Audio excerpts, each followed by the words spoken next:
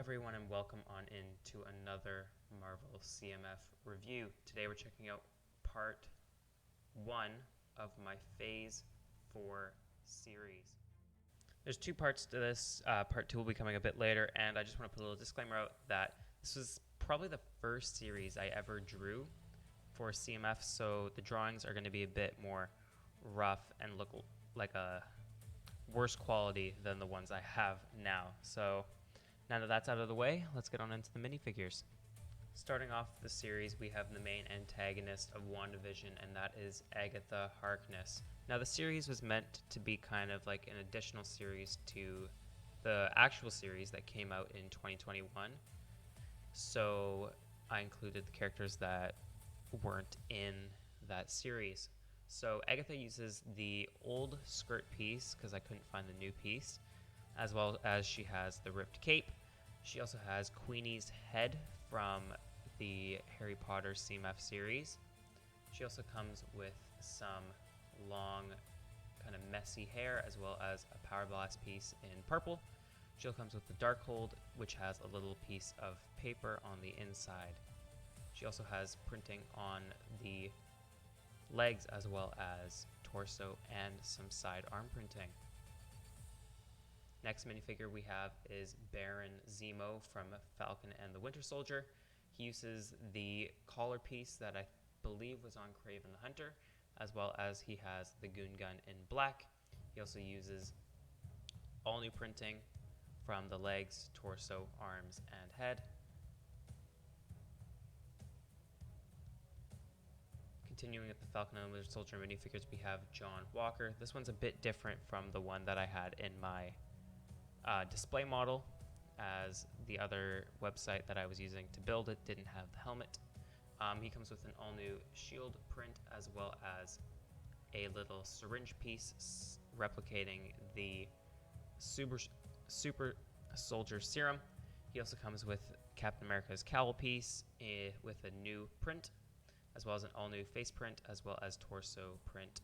He also has some sidearm printing and dual molded legs. Then onto the Loki minifigures, we have Mobius M. Mobius. He comes with the Mutt Williams hairpiece in light gray, as well as, I forget what face print I used for him, but it's a pre-existing face print, as well as he has all new torso printing and leg printing, both in different colors, which I wish I used the same color, but I didn't at the time. He also comes with the pruning stick, which I built with a little light bulb piece and a longer lightsaber hilt, as well as he has a TemPad. Then moving on to the Black Widow minifigures, we have Ivan Dreykov. Now, I'm really surprised that they didn't make him into a minifigure, as he was the main villain of the Black Widow. So, kind of disappointing, but I built him here using mid-legs, as well as the Mr. Incredible hairpiece. He uses the ring to symbolize how he controls all the Black Widows, as well as he has the Mr. Incredible hairpiece in light gray. The face print is a bit off, as I was still trying to get better with kind of drawing these guys and making my own face prints, which I still suck at today. But he has some sidearm printing showing his little wrinkles in the suit, as well as some little cuffs on the arms. Then on to the Shang-Chi minifigure, we have Trevor Slattery, also known as the Mandarin in the third Iron Man film. I wanted to make him a bit different than the minifigure we got a few years ago, so I went off of the look in the dungeon. I gave him some ratty-tatty clothes as his torso, as well as some dual molded legs showing his shoes and shorts with a bit of his legs showing. He also has the microphone piece in black, as well as a key piece in grayish silver. And he comes with an all-new face print, which the eyes and the face are just totally unproportioned, so that kind of sucks. But he also comes with the Kylo Ren hairpiece in dark brown. Next up, we have Dane Whitman from Eternals. This is one of my favorite minifigures of the sets. He has the ebony blade in I believe it is gunmetal gray with a little bit of a black blade with some black kind of squiggles going through it to show the blade itself, as well as he has some dark blue jeans with some dual mold printing to show his shoes, and a torso print to show the jacket, as well as a red scarf and Han Solo hairpiece in dark brown. Keeping it going with the Eternals minifigures, we have Eros from the post-credit scene. This is another one of my favorite minifigures, as it just carries a lot more detail than any of the other minifigures, and it fits well with what the Eternals minifigures looked like at the time. He has the dog trainer hairpiece in dark brown, as well as has dual molded arms and legs.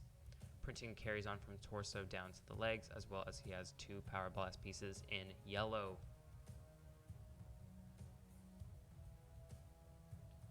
Then approaching our last show of the series, we have Hawkeye. I hate this minifigure. It did not age well at all. I made a custom display mock for the Hawkeye series, and that Hawkeye just looks so much better than this one. But for this one, I used the Mutt Williams hairpiece in brown, as well as gave him a compact bow. No leg printing, except for dual molded legs showing his boots, as well as he has some just basic torso printing showing the suit, and his face print is just terrible.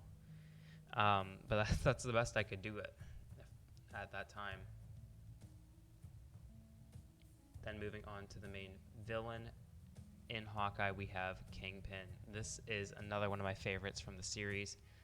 His cane is made out of a diamond piece connected to the lightsaber hilt, as well as a pole piece with a bit of gold printing on it to symbolize his cane in the show.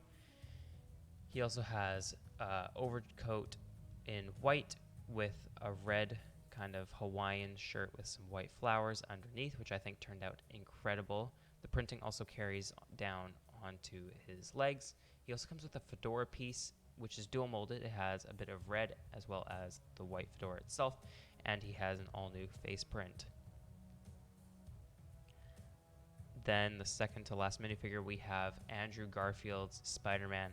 For this one, as you can see on the torso, I did use a stock image of his suit, as I was too lazy to actually draw the full entire thing, as Spider-Man minifigures are quite difficult to draw.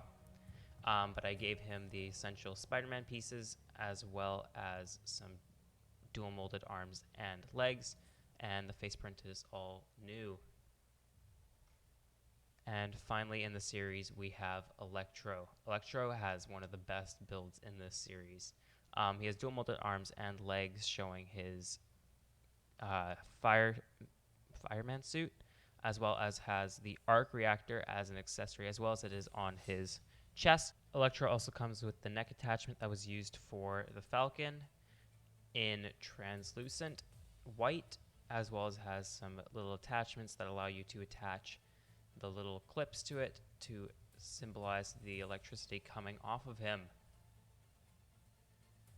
And that is it for the series. Here they are, all 12 of them on the little marking sheet. And this was the only time I did it, as it was really complicated to actually do it.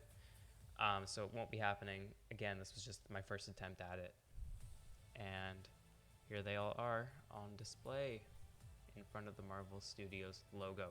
Now, if you guys did go on to enjoy the video, please make sure to subscribe and like the video, as it helps me be able to put out a lot more content for you guys and pushes it to other people, so I grow and get better and know that what you guys like. But yeah, anyways, thanks.